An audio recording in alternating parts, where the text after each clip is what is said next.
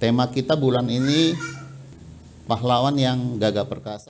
Lalu jawab salah seorang hamba itu, katanya, sesungguhnya aku telah melihat salah seorang anak laki-laki Isai, orang Bethlehem itu yang pandai main kecapi. Ini Daud ya.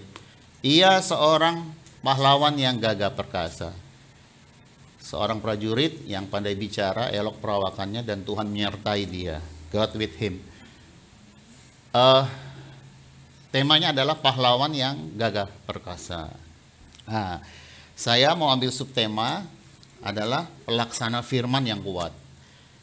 Kalau tema bulanan pahlawan yang gagah perkasa, sekarang subtemanya adalah pelaksana firman yang kuat. Kalau kita mengiring Tuhan, itu indah. Tidak ada segala sesuatu itu nggak ada kebetulan. Jadi pada saat hari Selasa malam hambanya Bu Lucy menyampaikan firman, itu persis juga yang saya sudah siapkan berbarengan dengan khotbah yang akan disampaikan hari ini dari Yoel. Jadi waktu Bu Lucy menyampaikan itu, saya bersyukur, Tuhan, ini juga peneguhan buat saya bahwa memang kegerakan roh itu hari-hari ini sungguh nyata ya bagi setiap kita. Jangan anggap remeh gitu. Jadi apapun yang boleh Tuhan sampaikan di tempat ini, itu semua bersinambungan. Ada hubungan satu sama lain ya. Nah, kita lihat sekarang di Yoel 2 ya. Kita mulai di Yoel 2. Ayat 1. Firman Tuhan begini, saudara. Saya berharap ini kita dapat menangkap sesuatu ya, yang dari Tuhan. Dari Yoel 2 ayat 1, firman Tuhan berkata seperti ini.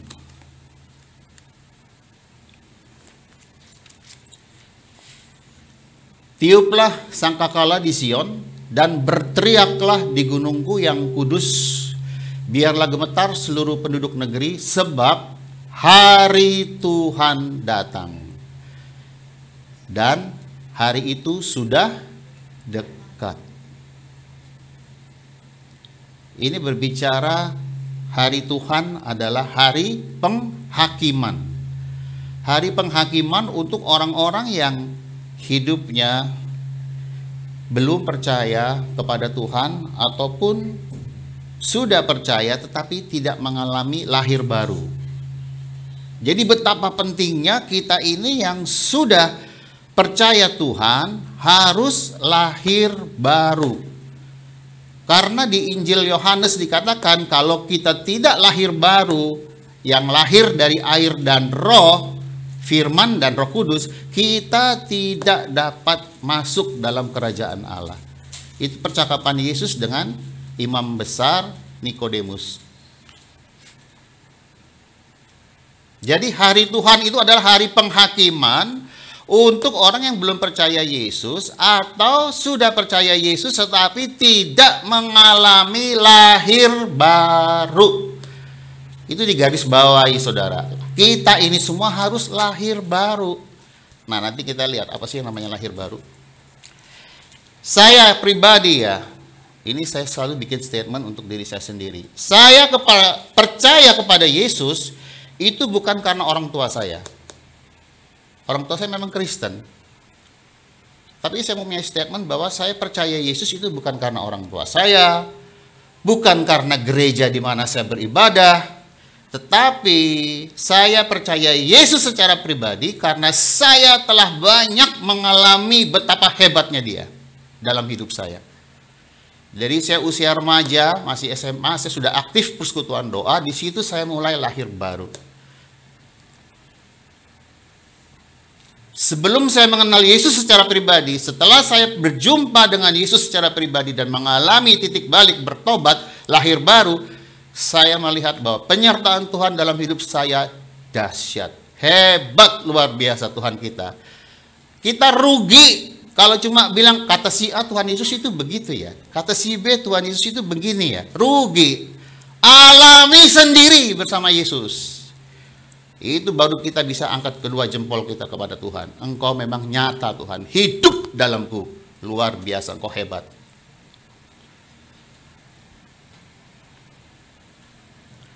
Dan karya Tuhan dalam setiap kehidupan kita, Bapak Ibu Saudara ya, yang saya kasih, masalah apapun yang Tuhan izinkan terjadi, jangan pernah menyerah.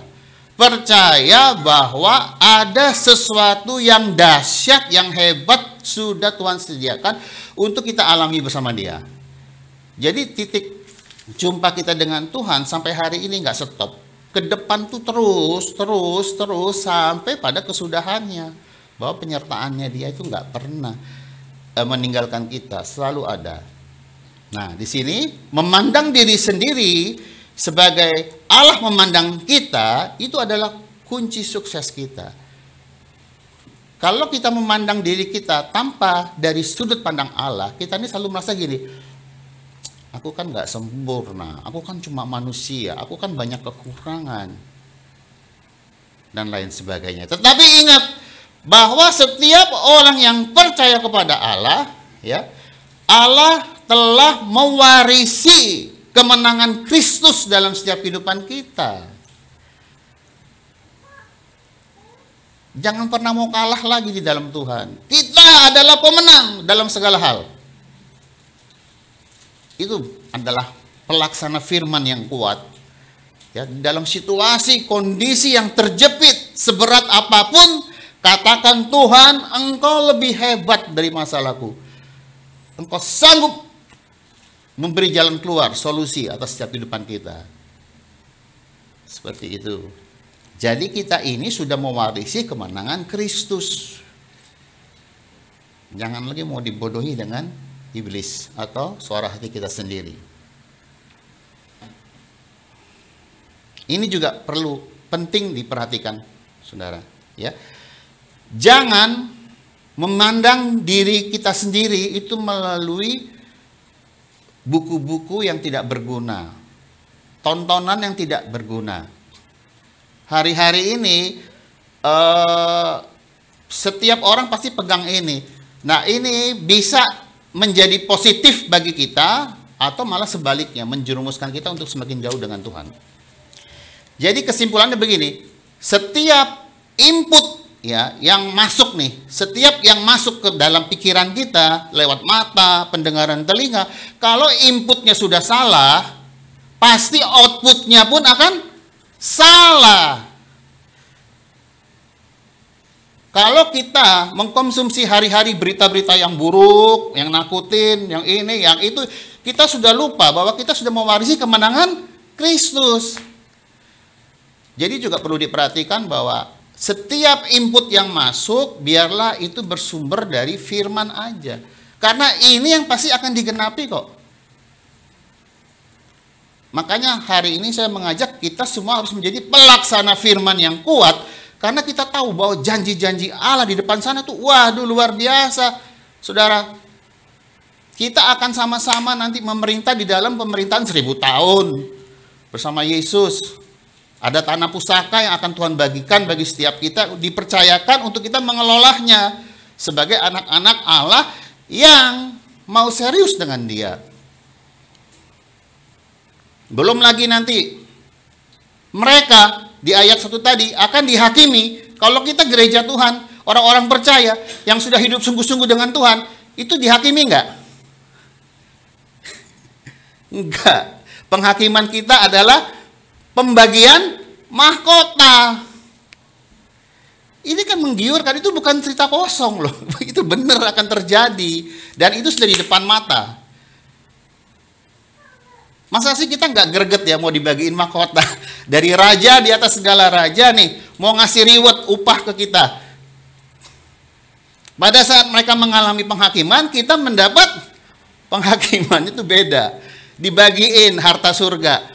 Ini mahkota untuk Pak Sul, untuk Pak Gunawan, untuk kita ya, semua lah dapat. Asal ya kita mau jadi pelaksana firman yang kuat. Pelaksana itu kita apa artinya? Mengerjakan.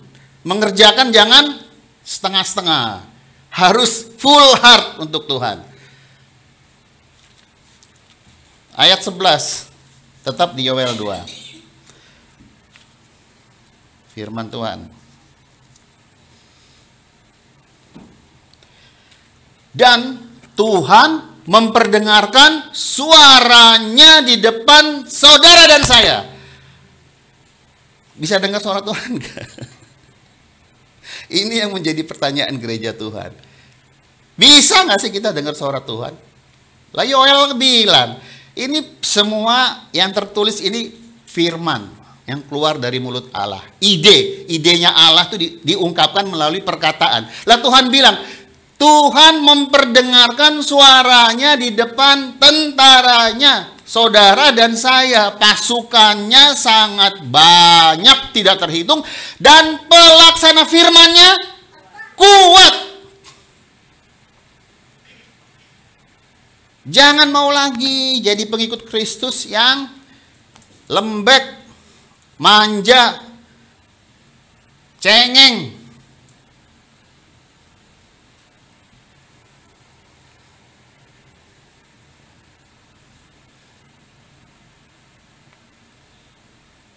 Zaman ini sedang terjadi. Kita lihat di ayat 28, 29 dan 32. Tetap di Yoel 2. Dengan jelas ya, saya harap ya, kita itu kalau ngikut Tuhan tuh jangan bahasa ininya saya tuh ngawur gitu loh. Yang penting aku wis selamat, ya wis selamat gitu. Seperti kayak rasanya nggak ada tanggung jawab sama sekali untuk pengorbanan Kristus di kayu salib yang sudah dicurahkan nyawanya, darahnya, nyawanya diserahkan untuk kita. Itu kita tuh nggak ada atensi sama sekali dengan hal itu. Nah itu tadi, karena maaf mungkin orang Kristen ini banyak dapat warisan sih, orang tuaku kan Kristen, masa aku mau nggak Kristen gitu. Tidak pernah mengalami perjumpaan pribadi dengan Tuhan, tidak berbalik 180 derajat dalam pertobatan, susah. Ayat 28 dengan jelas berkata seperti ini. Kemudian daripada itu akan terjadi bahwa aku akan mencurahkan rohku ke atas semua manusia. Tanpa Roh Kudus kita tidak bisa menjadi pelaksana firman yang kuat. Makanya Tuhan katakan di ayat 28, aku akan memberikan setiap kita Roh Kudus. Iya, gak apa-apa. Makasih Tuhan, Roh Kudus sudah diberikan. Ditaruh di mana Tuhan Roh Kudusmu Tuhan di dalamku? Aduh.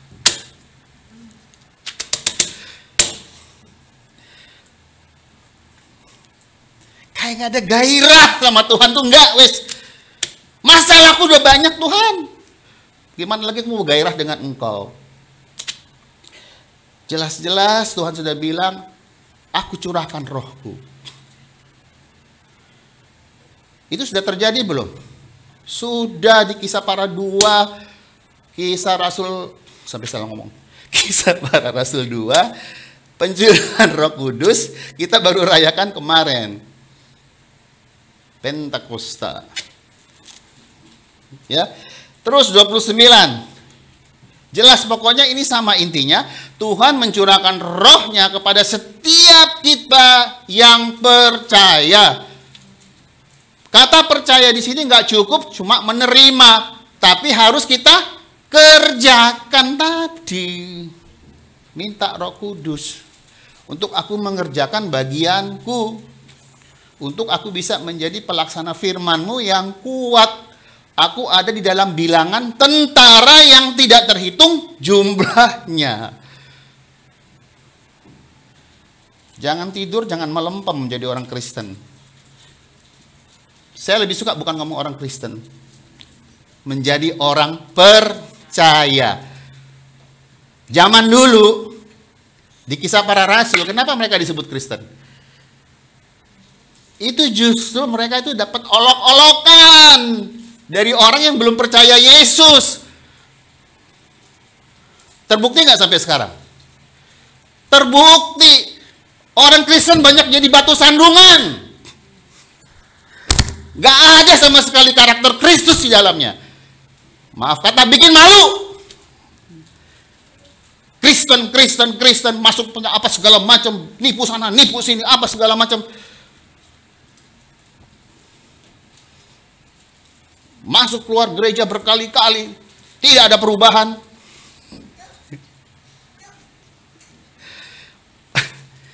Maaf ya kasar, keras. Tapi maksudnya ini sudah genting. Hari-hari ini itu sudah darurat. Keadaannya sudah genting. Tadi saya bilang, hari itu segera datang. Sudah di depan mata loh, di depan mata. Kita ini hidup di penghujung zaman akhir. Masih mau bersantai-santai. Nanti kita akan menjadi kelompok yang mengejek-ngejek. Mana? Dari zaman dulu bilangnya Yesus mau datang. Mana? Sampai hari ini mana? Oke, nggak apa-apa. Berarti kita kalau yang senang bersantai-santai, ngolok-ngolok seperti itu, kita adalah bagian orang yang nanti masuk di lembah penantian. Yang akan dihakimi. Kita bukan adalah tentara-tentara yang menjadi pelaksana firman yang kuat, yang akan seperti Bu Lucy bilang, menyabit. Ayunkan sabitmu. Tuai itu jiwa-jiwa. Kita sudah dimenangkan. Sudah dimuridkan. Ya muridin lagi dong yang lain. Jangan stop sampai di kita. Sekarang kita masuk di Yoel 3 ayat 9 dan 10. Saya suka sekali. Begitu Selasa malam saya masuk doa malam. Waduh. Pas Tuhan. Pokoknya kalau ngikut kegerakan rohmu hebat. Hambanya juga belusikan kemarin menggebu-gebu menyampaikan firman. Ayo. Jadi pelaksana firman kita semua. Jangan cuma jadi penonton. Rugi. 9. Jelas ya. Maklumkanlah hal ini di antara bangsa-bangsa. Bersiaplah untuk peperangan. Gerakkanlah para pahlawan. Suruhlah semua prajurit tampil dan maju. 10. Tempalah mata bajakmu menjadi pedang dan pisau-pisau pemangkasmu menjadi tombak. Baiklah orang yang tidak berdaya berkata, aku ini pahlawan. Ayat 9 dan 10 menyatakan bahwa ini adalah perang. Waktunya perang. Tanggal 27 Mei kemarin, saya mengikuti mata kuliah terakhir. Ya. Hari Senin itu, malam kan saya kuliah. Saya dengar di alam roh ya. Nah maka jangan bilang aneh ya, alam roh. Ayo dong. Saya greget ayo. Alam roh itu ada, nyata Bapak Ibu Saudara. Saya mendengar ada ledakan yang besar. Saya takut sebagai manusia sebelah. Aduh, ini kok gede. Ledakan itu besar sekali. Saya tanya tuh sama Tuhan, apa ini Tuhan? Saya takut ya, saya takut pikir apa mau terjadi ledakan di Surabaya atau apa, tapi ini dahsyat ledakannya. Tuhan katakan, inilah hari-harinya peperangan. Antara pasukanku, saudara dan saya, dengan si jahat sedang berebut jiwa-jiwa. Kan dikatakan di surat Yudas, setiap orang yang ragu-ragu kita harus apain? Tarik mereka, bawa ke Yesus. Ini adalah hari-hari yang jahat. Si iblis ini mau sebanyak-banyaknya orang yang sudah mengatakan tadi Kristen, suam-suam kuku. Ayo, mereka juga mau mengayunkan sabit mereka. Menuai buat mereka nanti sama-sama masuk di api kekekalan. Nah, kita harus memiliki empati, kasih untuk jiwa-jiwa. Jelas ayat 9-10 ini berbicara tentang perang. Dikatakan, tadi bisa minta tolong Pastor, ayat 9 dan 10, tapi ini khususnya 10. Tempalah mata bajakmu menjadi pedang. Jadi kecakapan yang Tuhan berikan kepada setiap kita untuk kita kerjakan hari-hari ini, ya, kita sekarang harus lebih fokus alihkan tempa. Kita harus ubah menjadi sesuatu yang bersifat roh. Firman. Kita harus penuh dengan firman. Ya. Jangan hanya mau disibukkan dengan kesibukan duniawi yang hanya bersifat sementara. Bukan berarti nggak boleh, bukan. Saya selalu ulang-ulang. Berarti nggak boleh kerja dong, berarti nggak boleh bisnis dong. Bukan, tetap tetap lakukan bagian kita masing-masing sesuai dengan porsi yang sudah Tuhan berikan. Tetapi hari-hari ini kita harus lebih mengutamakan pertumbuhan rohani kita. Makanya harus ditempa, diubah menjadi aku harus kaya secara roh. Agar kita peka, Tuhan hari-hari ini apa sih yang sedang terjadi? Harus ditempa menjadi roh. Kita harus penuh dengan Roh Kudus. Bahasa Inggrisnya itu kita harus madly with Jesus, with Holy Spirit. Madly itu tergila-gila. Sampai orang bilang, fanatik banget sih ini orang. Biar, gak usah pusing sama omongan manusia hari-hari ini. Katakan kepada diri kita sendiri, aku hanya mau peduli kepada setiap perkataan Bapa, yaitu Yesus firman yang ditujukan kepadaku.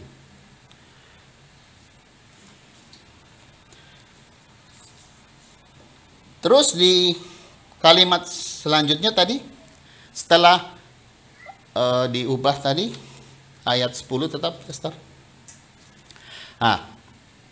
Menjadi pedang, dan pisau-pisau pemangkasmu menjadi tombak. Tombak, garis bawah ini berbicara tentang doa. Ada ayatnya, ingat nggak? Apa itu? Elia adalah manusia biasa, tetapi kok doanya penuh kuasa. Elia kan sama kita sama, manusia, hembusan nafas. Tetapi dikatakan doanya penuh kuasa. Berarti kita juga bisa doa kita penuh kuasa. Itu tadi tombak. Berbicara tentang doa, keintiman saudara dan saya dengan Tuhan. Tuhan mendengarkan setiap seruan anak-anaknya yang berseru siang dan malam untuk kepentingan pribadi, untuk kepentingan surga.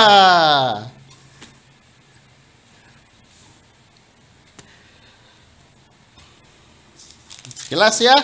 Jadi setelah kita menempa bajak kita itu ya kesibukan kecakapan kita ya, apa yang Tuhan sudah berikan porsi itu, ayo kita jadikan itu pedang, yaitu berbicara tentang roh, kita semakin dekat dengan roh, suka berbau yang rohani, dan pisau-pisau pemangkasmu menjadi tombak, yaitu kekuatan doa, untuk kita dapat masuk lebih dalam ke dalam hadirat Allah Bapa di surga.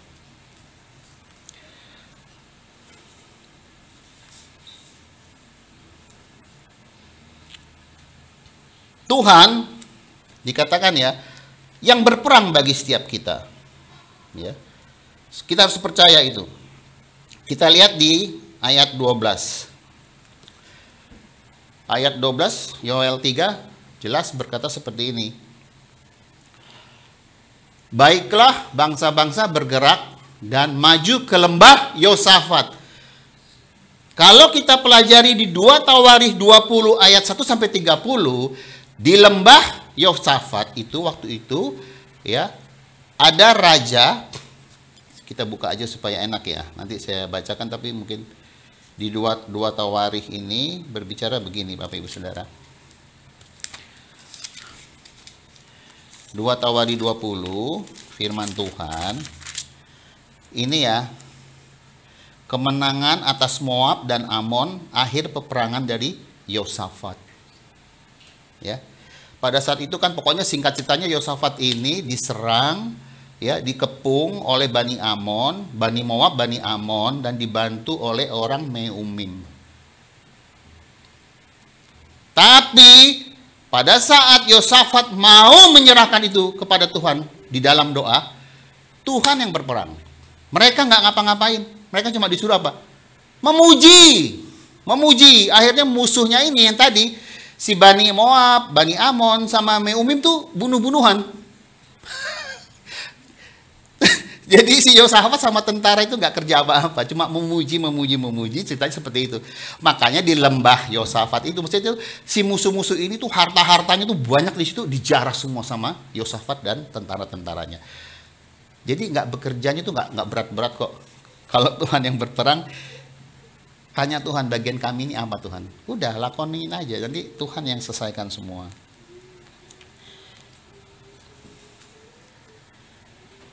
Kemenangan yang besar yang dari Tuhan diberikan kepada setiap kita yang percaya, yang selalu mengandalkan Tuhan. Itu terjadi contohnya yaitu Raja Yosafat. Ayat 13. Di Yoel 3 tadi, masih ya kita cuma di Yoel 3 aja sih. Dikatakan, ayunkanlah sabit sebab sudah masak tuayan. Marilah iriklah sebab sudah penuh tempat anggur, tempat-tempat pemerasan kelimpahan, sebab banyak kejahatan mereka. Seringkali kita berbicara, oh berarti yang jahat itu kan cuma orang-orang yang fasik ya, orang-orang yang belum mengenal Tuhan ya. Siapa bilang? Orang-orang Kristen juga banyak yang melakukan kejahatan kok di hadapan Tuhan. Yaitu tadi intinya tidak mempunyai karakter Kristus sedikit pun. Segala sesuatu dia lakukan hanya untuk kepentingan diri sendiri. Motivasinya itu sudah menceng. Yang dia kerjakan, baik itu pelayanan, menyampaikan firman, ya, apapun, tidak menjamin dia selamat. Tuhan mengenal setiap hati kita. Jadi jelas bahwa Tuhan sekarang mengajak kita untuk keluar dari zona nyaman. Bergerak mengikuti kegerakan Roh Kudus. Kalau kita sudah keluar dari zona yang nyaman, jangan mengikuti kegerakan kemauan diri sendiri. Kita mesti minta Roh Kudus yang pimpin kita. Ayat 13. Ayunkanlah sabit. Oh, sudah ya, ini kejahatan mereka ya. Berarti 14. Banyak orang di lembah penentuan. Ya, sudah dekat hari Tuhan di lembah penentuan. Jadi, kita ini tinggal pilih mau di bagian tentara yang melakukan pelaksana firman yang kuat, ya, yang tidak terbilang jumlahnya, atau kita di bagian orang yang nantinya akan diadili di bagian lembah penentuan. Pilihan di setiap kita. Orang-orang Kristen ya yang tidak pernah mau mengerti dan tidak mau melakukan kehendak Allah Bapa, itu juga sama dengan mereka yang tidak pernah mengenal Tuhan. Ayatnya dengan jelas, bukan orang yang berseru kepadaku Tuhan, Tuhan di Matius 7 katakan, tetapi orang yang melakukan kehendak Allah Bapa di surga, dialah yang menjadi ahli waris kerajaan surga. Di Efesus 5 dengan jelas dikatakan bahwa ayat 16 dan 18. Dan pergunakanlah waktu yang ada, karena hari-hari ini adalah jahat. Sebab itu janganlah kamu bodoh, tetapi usahakanlah supaya kamu mengerti kehendak Tuhan. Ini sudah waktunya kita untuk mengerti kehendak Tuhan. Janganlah kamu mabuk oleh anggur, karena anggur menimbulkan hawa nafsu. Ini anggur berbicara apa? Kenikmatan dunia yang hanya bersifat sementara.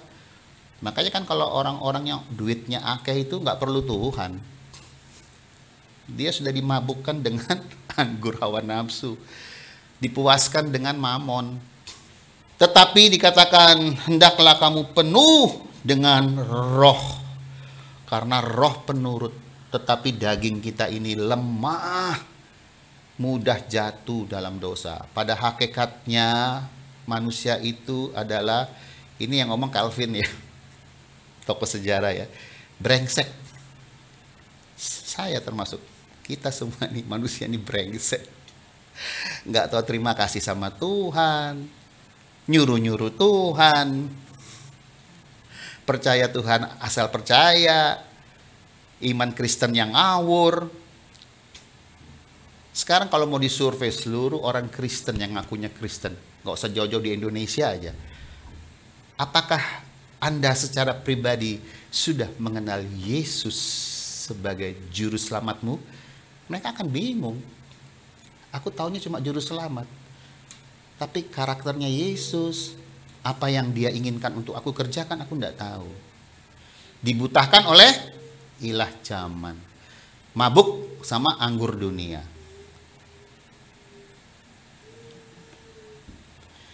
Di Mazmur 90 ayat 12 berkata, karena hidup itu singkat. Jangan berbesar hati. Saya kan baru 30, saya kan baru 40. Siapa bilang? Berkali-kali di sini Pastor Sam, Pastor Gary katakan, siapa yang tahu umur kita? Yang di Mazmur 90 katakan 70 atau 80 tahun aja itu singkat. Karena hidup itu singkat. Jadi ini nasihat Tuhan ya. Isilah hidupmu dengan apa yang menjadi kehendak Allah Bapa. Ini yang ngomong bukan saya. Mazmur 90 ayat 12. Lah kalau kita mengenal Yesus aja tuh cuma kulitnya doang, bagaimana kita bisa melakukan menjadi pelaksana firman yang kuat? Ayo kita sama-sama bangkit hari ini. Saya suka sekali. Saya tuh rindu House of Kana ada kegerakan Roh Kudus memenuhi setiap kita. Kita bisa menyabit sama-sama menuai jiwa-jiwa. Oh ini dia. Tuhan ingatkan saya tadi pagi.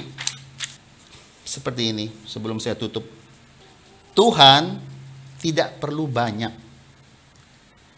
Tuhan tuh nggak lihat jumlah, nggak lihat quantity, nggak. Ya, banyak tapi tidak pernah mengerti kehendak Bapa di surga. Mempunyai sifat yang penakut, gentar, gelisah. Hidup ini rasanya, waduh, stres aku, stres. Ngikut Yesus kok masih stres ya aku. Penakut. Nggak pernah mau mengenal kasih Bapa yang begitu besar, yang sempurna. Orang kalau masih dalam ketakutan itu berarti dia belum penuh dengan kasih Bapa. Lah, sekarang Tuhan bilang, aku nggak perlu banyak. Ya. Buat apa banyak-banyak kalau mereka itu kosong di hadapanku? Ya, salah satunya penakut dan gentar. Ya. Sekalipun sedikit, yang penting persis Bu Lucy katakan. Hati kita ini mau nggak masuk dalam kegerakan yang daripada Tuhan? Mau aku Tuhan, mau. Tolong Roh Kudus mampukan aku hari-hari ke depan ini yang singkat. Aku mau mengisinya dengan melakukan apa yang menjadi, tadi dikatakan di Mazmur 9, 10 ayat 12 apa? Kehendakmu ya Bapa. Gideon, itu Tuhan ngambil contoh dari Gideon tadi. Tuhan nggak perlu jumlah.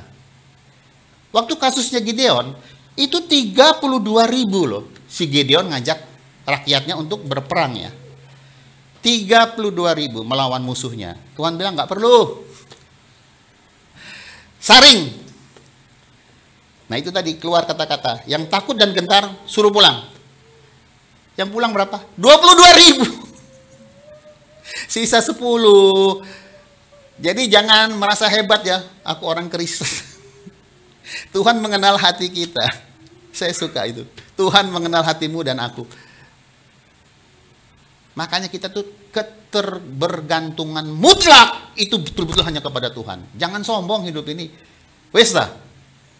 Tadi dikatakan hidup itu singkat seperti uap. Saudara dan saya mau sombong, buat apa sih? Ujung-ujungnya maut. Dari 22.000 disaring lagi. Dari 10.000 yang 22.000 mundur. Dari 10.000 tinggal 300. Berarti Tuhan nyaring itu nggak main-main loh. Dari 32.000 turun ke 10.000, turun cuma 300. Saya percaya dalam cerita ini persis perlu sih katakan yang Tuhan lihat tuh hati kok. Bahasa Jakartanya gini, lo mau ikut gue? Nah gue tahu hati lo kok. Jangan munafik, istilahnya gitu loh. Tuhan ngomongnya gitu. Nangkep ya? Apa sih yang nggak di hadapan Tuhan ini apa yang tertutup? Gak ada. Firman-Nya bilang telanjang. Kita ini semua di hadapan Tuhan telanjang. Mau bersandiwara dengan Tuhan, monggo. Kalau saya sih pilih merendahkan diri, Roh Kudus, istilah bahasanya itu obrak-abrik hatiku. Apa yang belum beres tolong Tuhan sadarkan aku sebelum engkau memanggilku pulang. Jadi jelas bahwa sebagai konklusi untuk kita hari ini, sebagai orang percaya, saya lebih suka orang percaya, saya nggak mau bilang saya Kristen. Ya memang saya pengikut Kristus, tapi saya adalah orang percaya yang sudah mewariskan pengorbanan Kristus untuk hidup saya. Dan dia saya kenal secara pribadi, dia adalah hebat di dalam melakukan segala sesuatu langkah kehidupan saya. Kalau saya mau bersaksi, mungkin 2 hari nggak selesai. Dari saya muda, dari kecil lah. Saya sudah kenal Tuhan tuh dari kecil, tapi waktu bertobatnya tuh di usia 17-an. Sebagai orang percaya, jadilah pahlawan Allah yang gagah perkasa. Seperti tema kita bulan ini. Jadilah pahlawan Allah yang gagah perkasa di hadapan Allah. Kita diutus ke dunia ini bukan tanpa tujuan yang berujung pada kegagalan. Ya, tidak dapat menyelesaikan sampai garis akhir. Jangan. Sama seperti Paulus katakan, aku dapat menyelesaikan sampai garis akhir dengan memelihara iman percayaku kepada Yesus. Bahwa dialah satu-satunya juru selamatku. Di luar Yesus aku nggak selamat. Nah sekarang supaya aku dapat mengerjakan apa yang menjadi bagianku, aku perlu rohmu Bapa. Untuk aku tidak nyasar di dalam dunia ini.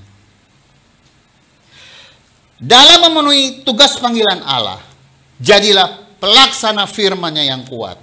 Berani berkata tidak kepada dosa mulai hari ini. Dan aku hanya mau berkata ya kepada firman Allah yang hidup. Makanya dulu sampai sekarang saya punya moto sama istri saya, sama anak saya. Tidak ada hari tanpa pertobatan. Tidak ada hari tanpa mengucap syukur.